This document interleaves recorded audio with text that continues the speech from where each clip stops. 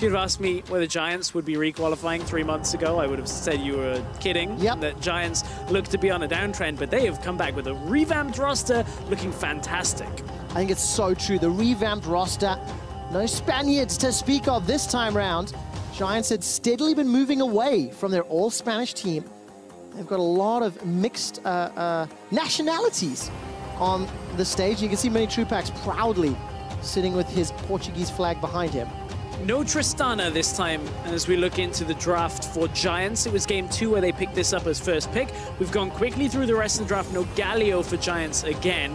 Will Giants prioritize the Javan that we actually have seen Schalke first picking in this game, or will it be something else they look for? This is the first time without Tristana we're seeing our Giants will prioritize highest. All right, Thresh is something else that has been banned many times and does get locked in for Jack Troll. Yeah, Jack Troll, his most played, well, most banned champion, I should say. He defaulted over towards Braum heavily after that. Jack Troll has shown us pretty good Thresh performances when he got his hands on it.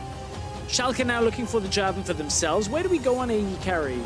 Zaya is there, the Caitlyn. I don't think the Varus was that great because of all of the engage. Yeah. Now, I'm not saying the pick was bad or the way it was played was bad. It's just the way Giants dealt with it was fantastic. Let's see where they decide to go. Zaya, the obvious option. With the escape, with that safety tool, Mini Trupax can fall back to Caitlyn if he wants to. Something we've seen happen quite a lot unless he pivots and goes for one of those late scaling carries, which were banned out. I mean, Cogmore was banned in the previous game.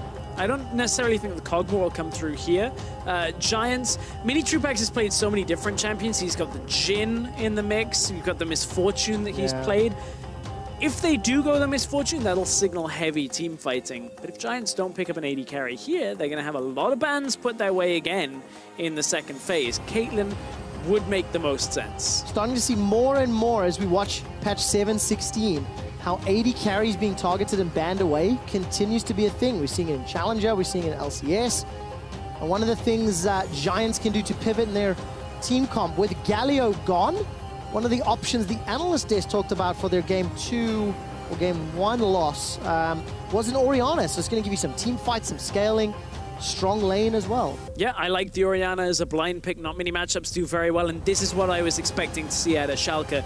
The complete pivot away. Now that Galio isn't there, LeBlanc, Cadril had some fantastic performances in the regular split as that LeBlanc. Expecting to see it come through and have a lot of success once again. They'll be needing Cadril to carry this game, looking at it, if the result goes the previous ways of this series. Well, there's no room for error now. Schalke, 1 game left. If they lose it, they will face either Mysterious Monkeys or Ninjas in Pajamas tomorrow for that final EU LCS spot. Because that would mean Giants qualify. As no 80 carries locked in for Mini Trupax, Caitlyn is banned away. Alistair's the reply from Giants. Oh, if we see a support that is squishy, locked in by Schalke here, and not something like a Braum, Misfortune is a possibility for Mini Trupax. Because look, Orianna is there, Maokai is there for team fighting. You're up against the Zaya, who if you go defensive support, both of them will be squishy if they have a low amount of sustain. I kind of want to see it. Oh, I'd love to. I would love to see Misfortune. Braum here would deny it, and they're actually saving their bottom lane matchup. I think this is very smart, because if Giants go for something unorthodox like the Misfortune, you can actually pick into it and do a good job. So we're looking at top lane potentially, or jungle, with that 80 carry now for Giants. What is the more safe option if MF is the one that we're excited to see, but maybe less likely? Varus is probably the more likely. The Jin is another. We are waiting to see what Mini Trupax is going to pick up. So, Na into Poppy. We saw this matchup, Ruin playing it last week. Ruin actually had a decent job on the Poppy, playing disengage, denying the engage. Of course, he's going to be able to block the Javan coming into the fray. And the Na, that's a Vayne. Without knowing the enemy support, is quite aggressive and risky. There is deadly serious looks on the side of Giants when Mini Trupax had Vayne locked in for him by Jack Troll. He very confidently sat back in the chair, and that means it's Vayne plus Thresh into Zaya Tahm Kench. And the Thresh is one of the key components of why the Tahm Kench has come out here, because if the Thresh can't land hooks in the lane, you don't set Vayne up particularly well. Now Schalke can play on the defensive.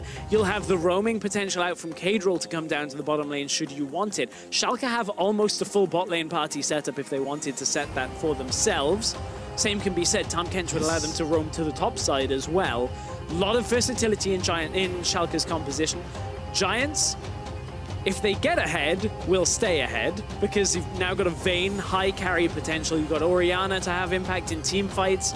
The Poppy has been very good for Ruin as well. This just got a whole lot more exciting again. All right, let's see what Mini-Trupax can do. We made a joke as we came back from the ad break about how he was upstaged by an AP Galio. Maybe some of that actually has some hints of truth. He's going to pull out the Vayne here. Mini-Trupax, when he has played these unique champions, one game Tristana 803, one game Misfortune 1004, one game Kog'Maw 307, one game Jin 905, leading up to today, and now it's one game Vayne. Will the scoreline remain true, Stress? What do you think when you look at this team comp? Oh, I think it's a risky play because you are kind of relying on the defensive play out of Gilius and Ruin to at least provide frontline here and give Mini-Trupax the room to breathe. But if there's one thing normally Giants can bank on, it's the fact that Mini-Trupax does get a lot of room in these exchanges. Schalke can shut it down, though. That's the thing. If you can get the Jarvan, the LeBlanc somehow to lock, it is possible to shut this Vayne down. It always is when you have those scaling 80 carries. But then when you look at it, the split pushing threat, Mini-Trupax can survive the burst damage from Kadril. Maybe he can go toe-to-toe with Smitty later in the game. Get some items under his belt. Definitely going to have some possibilities. So let's talk about the laning matchups. Poppy into Gnar. I feel like Ruin's going to be bullied a little bit in that mini Gnar form. But he's got some support from Gilius if he needs it. Yeah, exactly. And we saw Ruin. He will itemize a mix of items. He'll pick up the Balmy Cinder, the Glacial Shroud. He'll pick up a bunch of different components and then just sit in the lane and just say, okay, Smitty, I don't have a completed item, but I'm fine against you. Gets a lot of resistances passively from his abilities as well. So Ruin won't be too far pressed without Memento's assistance from Smitty. When we look at the mid lane, Fall Alarm, Orianna into LeBlanc, lots of wave clear. Well, less wave clear now, I think, is the interesting one. We haven't seen as much LeBlanc on 7-16, but the big hit to LeBlanc was the fact that her Q that bounces through the minions actually does a little less damage. It's enough that LeBlanc can't just push out and roam to any lane freely, but Kadril has got that TP. So it means he can actually set up for a few more plays than just roaming out. I think this is a very interesting matchup because you've got carry potential for Kadril, high carry potential for Mini-Trupax. This is a very explosive setup for game 4. Well, you talked about the high carry potential for Mini-Trupax. Ignite is the summon spell for Jack Troll into the exhaust for Norscaran. What do you think of the 2v2 and how it's going to play out? Because this is arguably the most exciting. You may not be able to answer that yet. Mid lane for now. Jizuki doesn't get jumped on yet. Okay, I can talk about the 2v2 because Memento, I believe, walked over the ward to come into lane. So 2v2 bottom lane.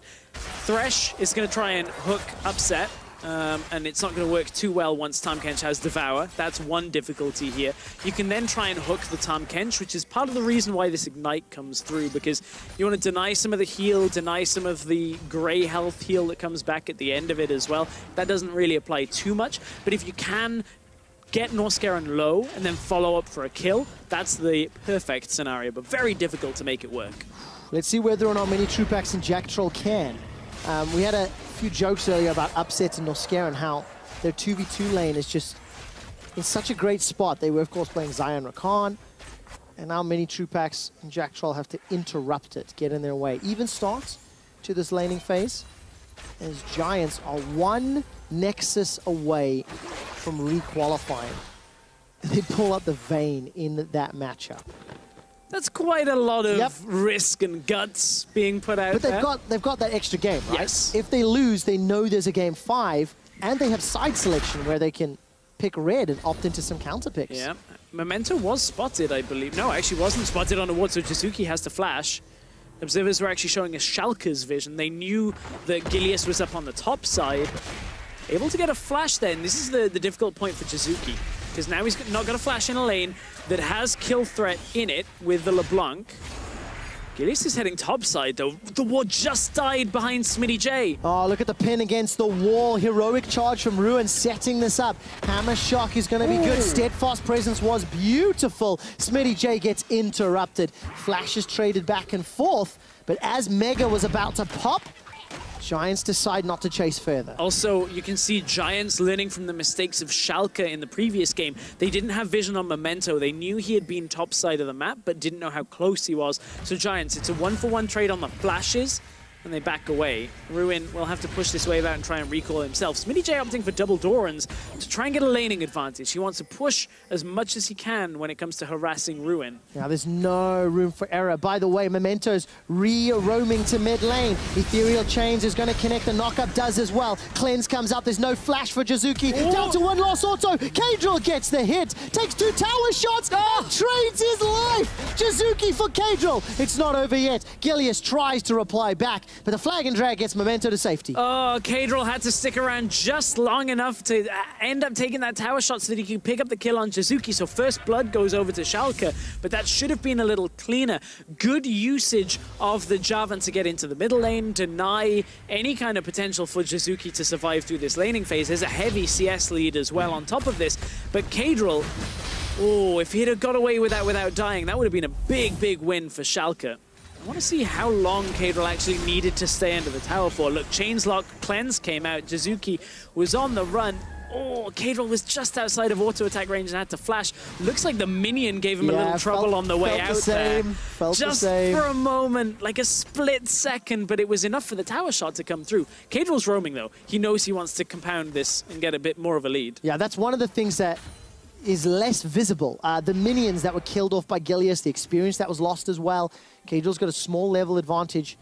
And Jizuki now playing the Orianna. Remember, his Galio from the last game was banned. If you look at the damage on that champion, average damage in wins for Galio per minute, 399.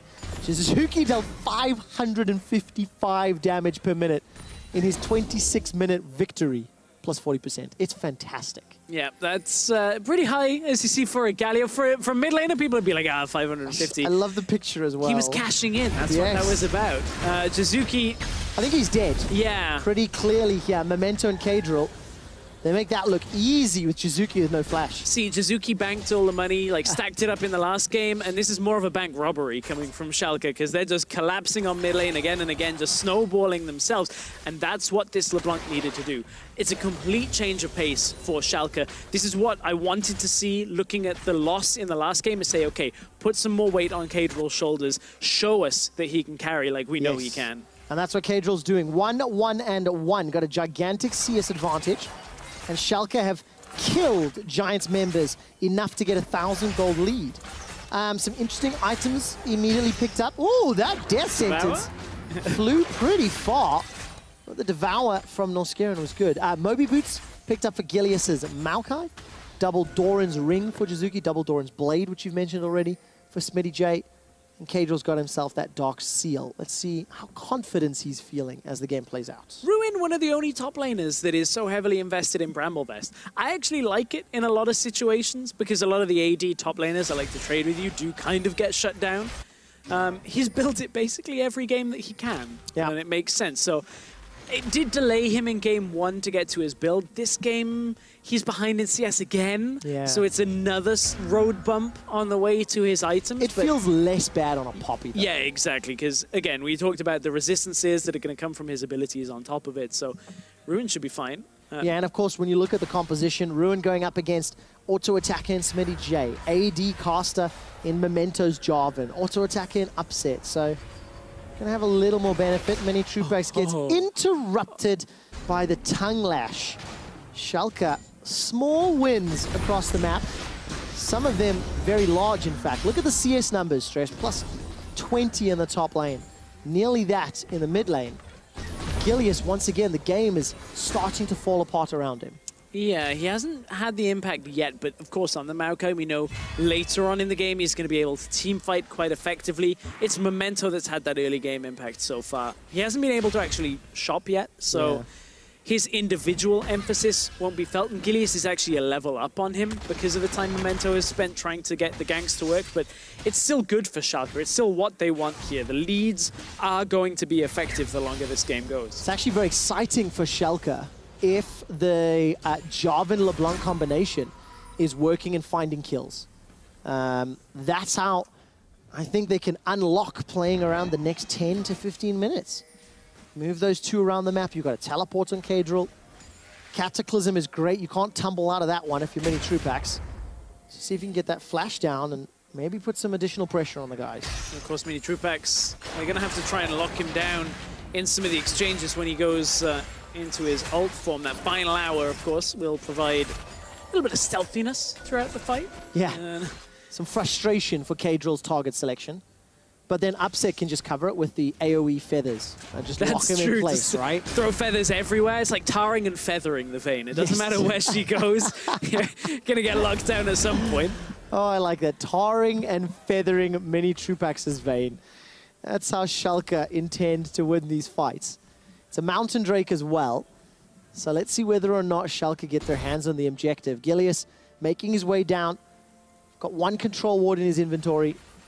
Gonna walk straight over a Schalke ward, in fact, but doesn't risk sticking around. Remember, Gilius lost his life earlier in this game. Memento managed to flag and drag over the wall, condemned by some time. Lantern used by Gilius. Great communication from Giants. Mini Trupax realizing he's not a threat. He didn't click the Lantern. Yep. Oh, death sentence, insta-devour. If it's not Norscare and being death sentenced, I'll try not to get too excited. I know, right? You just every time you're like, oh yes, the hook has landed. One of the most satisfying sound effects, I think, of when the hook actually does land. But look, Schalke, although they didn't get the ultimate to properly work, they didn't get any flashes or anything like that, it's enough presence. Kadril had pushed out the middle lane enough that Schalke look over towards the Mountain Drake. And this is starting to become quite a large lead here. Oh, yes. CS lead still maintaining, now into the Dragons. It's even just presence in the bottom lane, pushing out, trying to get damage down on that turret. You can see it's already under a third of its health. And with a Mountain Drake, that's just going to get worse. Whereas Giants are kind of looking for a skirmish that'll turn this game back in their favor. The perfect situation almost for Giants will be that a Shockwave drops 2 or 3 targets low and mini Trupax picks up a couple of kills off the back end of a skirmish. But look, Kadril is going to do that way more effectively on this LeBlanc. And the Mountain Drake, potential second Mountain Drake, is a way that Schalke can accelerate in the mid-game. They've already got themselves nearly 2,000 gold in the lead. They're in control of every single lane, and Memento is going to have freedom. He can pick where he wants to go, which lane he wants to jump on. And then if that goes well, the tower falls immediately thereafter. There's a lot of auto attackers, a lot of damage. Kadril's going to be going for that Gunblade build. Complement that with the Mountain Drake, and towers, they get deaded very, very quickly. They do. That's Schalke's prerogative here. On the other side, Giants, they do have a tank-busting AD carry. The Vayne will be able to do quite well with the Silver Bolts, so despite the fact that Jarvan, Tom Kent should provide a good front line to that, if mini Trupax survives. What time frame? That's the question. Like, quite late. Yeah. Like 2, 3, 4 items late is the real point at which mini Trupax is really going to have an impact, even going Infinity Edge. Over the years, we've seen a lot of different Vayne builds. We had the double the charge items came through for a little time. Rapid fire cannon, worked very well. Blade a lot of solo King, queue. plus Gwynzoo's was a thing for a little while.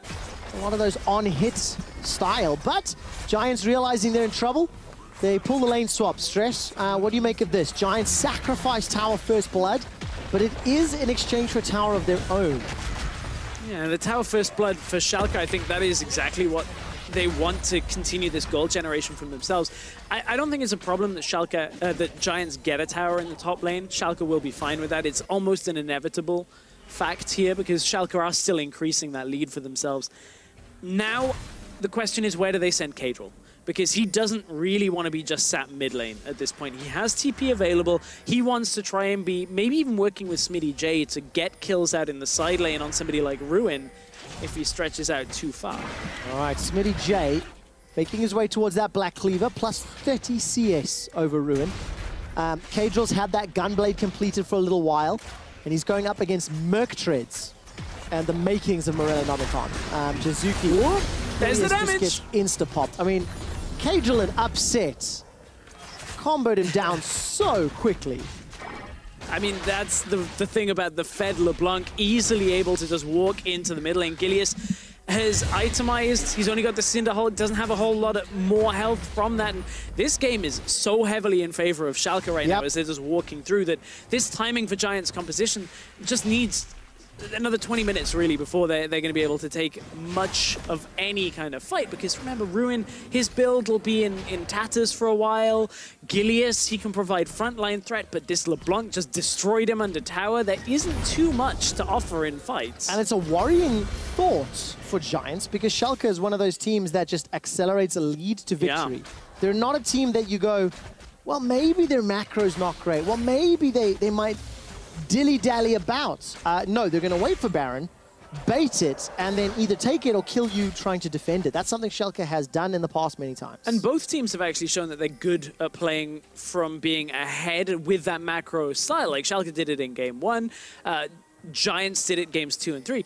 The thing is, we haven't seen too much of them playing from behind, and that's the difficult thing. One of the questions I had for Mini Trupax is how would he and Giants react when put in bad matchups, when they have to play from behind? And this is one of those situations where a lot is going to be on his shoulders. On this vein, the later we go, and we're going to get the answer to how used to playing from behind is he. Yep, and how coordinated can Giants be when at a deficit? You know, it's conceding, it's losing with grace. That's important. You can see the CSD on your screen at the top. They're plus 24.7 between the 3 games. Smitty J was up 28 CS in game 1, up 23 CS in game 3, but he was down 20 in game 2. I know. The only reason it's funny, this game he's up 15. At the end of the day, 3 out of 4, phenomenal numbers, great play from Smitty J. I was going to suggest that was basically like an 8-game streak because of how much he did against Kikis in the lane, but no, ruined the ruined streak. 1 game ruins the streak. But just highlighting how good Smitty J is. Cadrillon goes for the burst, but those chains fell ever so short. And Schalke are now squashing the hopes of Giants. It's up to 4,500. It's 3 towers to 1. Rift Herald was used in the top side. It was due to expire soon, so Schalke just wanting to get that out there, make as much of a play as they can. It didn't really have much of an impact. But look, all 3 lanes are pushing out. Now they're going mid lane because they can group with the Tom Kench ultimate. Jizuki does have his ultimate. That's what they got to be careful of. Dodged out. Shockwave. Dodged out by Upset. He just used a great Feather Storm. Now Gilius is the next target. Ruin uses that steadfast presence to buy a few seconds of time. The tower survives, but the Giants members do not. They've given up 2. Dragon spawns in about 5 seconds time, so Schalke can commit either to the tower and swing around, or just go straight for the Dragon. This series feels almost like anything you can do, I can do better, because the games are almost mirrored. Game 1 and 2 was mirrored, game 3 and 4 now, because look, a lot of this comes from Schalke's desire to gank mid lane early on. They get Cadrillon ahead. Now Cadrillon looks to move out to the other areas of the map, try and snowball through. Very similar to what Giants found success with for Jizuki. Yes, it was a Galio, very different performance, but still the ability to move between lanes and put pressure early is a complete change of pace to the first 2 games of this series. Yeah, I get you. In terms of the style and the team swapping, the decisiveness here from Schalke is really just quite something to behold. Yeah, as soon as Ruin is committed to the bottom side defense, the bottom lane is committed to the top side defense. Cleanse wasn't enough. The Lantern wasn't quite in time. Jack Troll couldn't get the rest of his team out of there, and Schalke just taking full control again, walking through this game very confidently. It's so exciting to see both of these teams, you know, number 1 and number 2 from Challenger. They won both of their matchups against, you know, LCS teams. And legitimately, they just look like LCS caliber. I think you'd be hard-pressed to find a lot of people who believe that Giants and Schalke will not be the 2 teams that qualify. Both of them look great last week. Both of them have put fantastic performances up here, from individual plays to teamwork to map play. It's a very exciting split for Challenger into LCS. It really is. The Challenger team's looking at, on a significantly higher level strategically than we normally see. That's the clone. A little bit of a mind game out from Cadril blocks the hook with the clone. And here comes the second phase of that play. Mini Trupax may be alone here, but they're actually going on the top side. All right, Mini Trupax currently hitting minions. He can't find the champions. The risk is too great. Final hour was used. The shockwave catches 3. Mini Trupax gets a kill. The cataclysm comes down. Mini Trupax needs to do so much more work. Tumbles forward, flashes in, doesn't get the crit though. All uses the condemn to buy a few seconds of time. Cadril gets one back onto Jizuki. Giants with a potential win. They were too far behind. Giants so close to getting Mini Trupax to have another kill in that and look to work through the rest of the fight. But Schalke, as you said, too far ahead on the other side of that. Cadril was able to solo down a few people on the side. And it was a split fight overall. But Giants come out behind from that. Schalke able to pick apart the rest of the Giants lineup and just put the gold lead so far in their favor. It's an 8,000 gold lead. That's not going to go well. 8,500 gold lead before 20 minutes. Mini Trupax is shaking his head after that last kill. That was beautiful. Sacrifice. The clone, as he's distorting away, it would have caught him, I believe, if he hadn't have actually cloned there. So this is Giants trying to commit to a fight here. The TP came out in response to the Abyssal Voyage. And look, Jack Troll and Gilius trying to just disrupt as much as they can. Gilius couldn't get too much more from the fight. That was a beautiful shockwave. And then Mini Trupax is able to burst down Noscarum before he could get the Grey health off. From here, if Mini Trupax maybe kills Upset, look at how low Smitty J was on the top side, but Cadril is the real threat here. Just destroys Jizuki again. And while we were in the replay, Schalke take the Baron, looking to take us to Game 5. Oh, this is Game 5 in the making. Total damage dealt in that last fight. Cadril and Upset definitely just going off. I think the quickest game this series has been around 25 minutes, and it was Giants squashing Schalke. Let's see whether or not Schalke can beat that record. 10,000 gold in the lead. Oh, silver scrapes on the way. Game 5, there's still another best of 5 after this, because the team that loses this series will play the winner of the next series. And I have no idea. We've had sort of alternating games, you know, slow, team fight heavy for games 1 and 2. Early domination for 3 and 4. What the hell do you guess going into Game 5 that these guys are going to pull out? I don't think it'll be the silver bolts after silver scrapes. No. Because while the Vayne has not been the problem Yes. for the composition, like, it hasn't offered anything at the same time. And that's the difficulty here, because Schalke have fought too early, too often. And Cadril has been the biggest problem in this game for Giants. Like, Cadril just walks into lane, half health somebody, even has killed Gilius in this game, just under tower. And that was the threat of an assassin for Cadril that we saw in the regular split that hadn't been shown this series. But I think this mid lane matchup just got turned up a couple of notches, because out come the assassins. Cadril looks great. Yes, I'm so glad you brought that up. Cadril, you know, he single-handedly took over this game. Once his LeBlanc was ganked for, I don't want to take anything away from Memento, because his ganks have been influential across the entire map. But then Cadril just took that lead, took that small advantage, and ran with it. That's why this inhibitor's falling over at 22 minutes. And it all came from a flashless Orianna getting re-ganked for that first blood. It looked like maybe it was botched, because Cadril died under the tower, got blocked by the minion, and we thought, ooh, maybe that's not as good for Schalke as we expected. But out came the rest of the roams.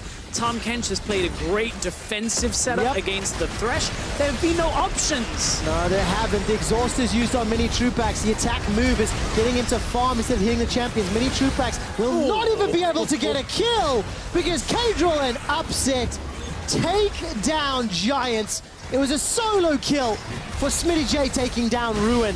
And for the quickest game this series, Schalke are finishing off the inhibitors. The Nexus turrets are falling. And we have one more game to find out who qualifies for EU LCS. Oh, it's been quite a back and forth series. And as we head to Game 5 between Schalke and Giants, Giants picked out one of their spicy picks and it didn't quite work for them. But it was mid lane after being a scaling battle. 3 games in a row, Cadril changes up the entire game with the LeBlanc. And Schalke looked great, 6-1-8 on that LeBlanc. Oh, what a performance. The players are ecstatic on your screens. Jack Troll basically jumping for joy, in fact. Stress at 23 minutes and 13 seconds. That was the quickest game of Challenger Summer. I'm not sure Jack Troll will be jumping for joy on that one. Maybe Norskeren and the rest of Schalke.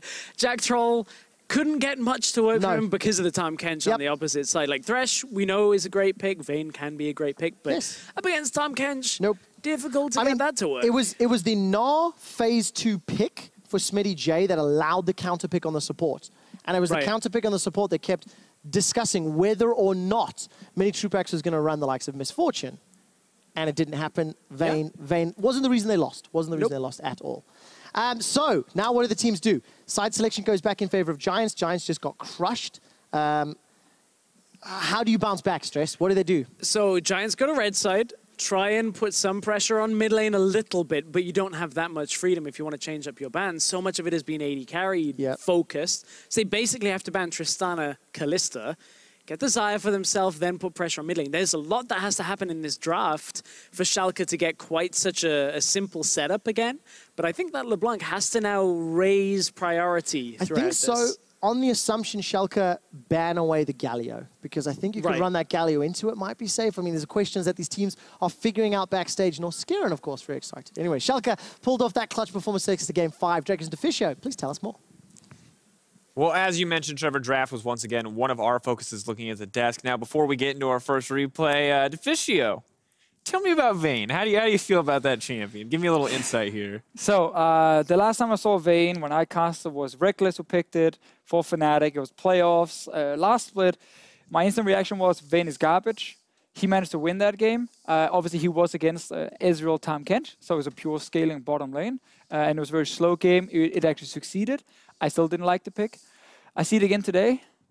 I cry a little bit because I still do not like Vayne. I just think that she's so limited in what she brings as a champion. You mean damage? She brings damage eventually. Eventually. She brings nothing else. She needs to sit in side lanes for the entire game, but she's not a great early game split pusher either because she can't push the waves fast enough. And then your entire team are kind of forced to play your style because you picked the one champion, and it's so hard to execute. Obviously, it wasn't just a Vayne in this case. There was a scaling top laner, a scaling jungler, a scaling mid laner, with the scaling AD carry. That means your early game is pretty damn bad. Yeah, it's definitely not where they wanted it to be, but despite that, we did still see some clever adaptation coming in from their side. And as we pull up the first replay, Officially, I want to have you run us through the early jungle start and kind of some of the clever adaptation on the side of Schalke, and also what Giants did to stop it from really ending the game immediately. So we got to look at two things early on. First of all, let's look down here where you see this blue buff being started. You might be like, why on earth would an AD carry and a support just start blue buff randomly?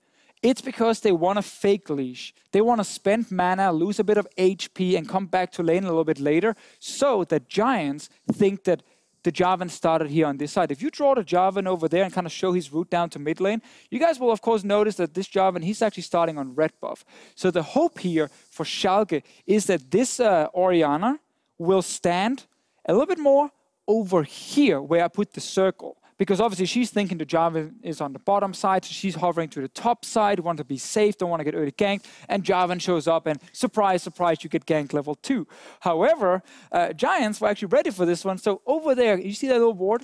Ooh, can you just click on it right there? Oh, you got a bit of a line, it's fine. There is a ward, the tower can see the ward almost, but this one ward placed by Giants actually prevents this entire play from working, because when we roll the clip, you're going to notice how this Jarvan here, he's obviously going to walk through this ward, and then Giants are like, yeah, we see you. You're there. So obviously the Orianna is just going to hover to the bottom side instead.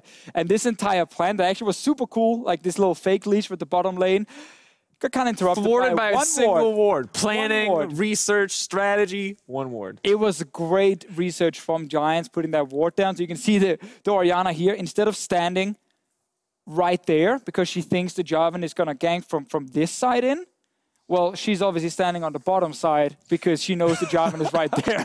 So Jarvan can't really do anything. The whole thing is kind of wasted. And as we just run it out, you can see how Jarvan is not really able to accomplish anything. Wasted a lot of time here. Despite this, Memento was still able to find success, and he was kind of one of the big contributing factors. He did successfully chain gank the lane after that. He did snowball that LeBlanc, and we started to see the composition just fall apart on the side of Giants. And as we pull up our next play, we can see, I would say, Schalke just they get a lead, and now they're showing us exactly what they can do once they get it. A lot of confidence in terms of execution. Yeah, the biggest thing we kind of highlighted about Schalke going into this game was really good shot calling. Like, actually good shot calling as a team, good macro understanding. And when you see some of these quick rotations where they're punishing these very late scaling champions on the side of Giants, you just have to praise it, because it's not just, you know, go in and just fight all the time. They won't necessarily win you the game. You actually got to cleanly start taking down these turrets. And this is the moment where we were skeptical, hey, why a Tahm Kench over Rakan? But as we look at the replay, as we look at the pressure coming in, you can see the value that Tahm Kench brings with his Abyssal Voyage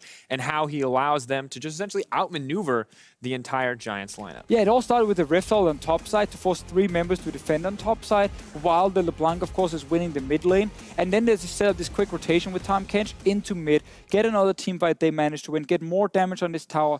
And that's kind of the key thing about snowballing comps, is the main objective is actually not getting, you know, 5 million kills, it's killing towers. It's removing towers from the map, so the enemy team is pushed so far back down in their own base, they can't even leave. They can't farm their own jungle, they can't stop dragons or barons, they just have to sit there and wait. And it's a beautiful thing to watch. As we pull up our 4th replay, you can see definitely not the final team fight. There were still kind of like death. Kind of the final. It felt like death spasms, let's be honest. Yeah. The Giants are holding on for dear life. They've got this Vayne. They think, hey, maybe she's going to do something. She only has a single item, but hey, maybe it'll happen right now. And while this is, at the end of the day, well executed with the resources that Giants have, Schalke are just too far ahead, Deficio. There's just not, you just don't have the damage to win this fight. This was like the perfect ulti from the Orianna to try and set up Vayne to get a few kills, and while they did pick up 1, the problem now is, technically with the Vayne comp, you kind of want to kite back a little bit and let her just kind of hit whatever target is in front of her, and she can slowly kill these tanks.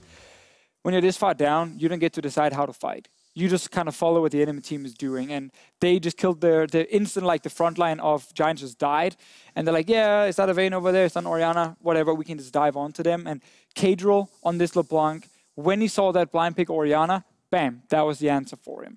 And he's shown this before in the Challenger series, where when he's on LeBlanc and they play around him, he can snowball the game very effectively. And it's cool to see the versatility from him, because again, he can also play more of the team style. We've seen the late game focus with Corki. A lot of different picks from Kadril, and he's actually finding success on quite a lot of them. Now, once again, to round this segment out, I feel like we do have to look back at the draft, because it feels like it's always come back to team compositions coming out. And we looked at the side with the Orianna, with the Vayne. We say, hey, you make it to late game, that's a great comp, but you don't get there and things start to fall apart. So to me, we watched Orianna get destroyed in the mid lane, right? But if they draft something stronger in the bottom lane, do they need to be as worried about maybe sacrificing mid lane and having this matchup that suffers? I mean, if you take the situation right here with the Orianna, I think one of the problems was that it was a Maokai next to her. So you can't really help the Orianna, even if you wanted to. Let's just pretend it was a Rek'Sai.